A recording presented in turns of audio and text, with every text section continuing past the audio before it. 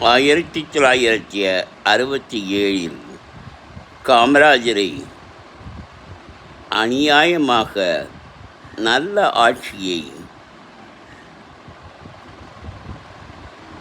இந்தி எதிர்ப்பு போராட்டம் என்ற ஒரே காரணத்தினால் மொழி பிரச்சனையை வைத்து சாமர்த்தியமாக பேசி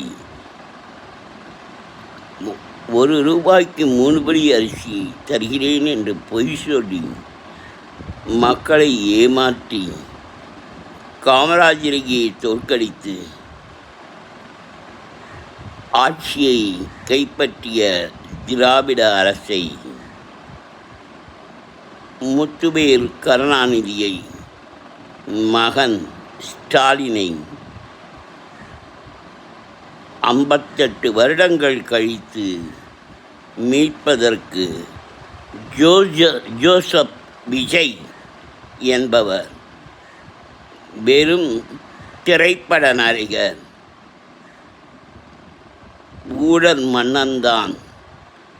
அவர் உறுதியை நம்பி மக்கள் எப்படியோ தமிழகத்தை திராவிடத்திடமிருந்து மீட்டார். இனிமேல் தேசிய கட்சி காங்கிரசுடன் சேர்ந்து கொண்டு நிம்மதியாக ஆட்சியை ஆளலாம்.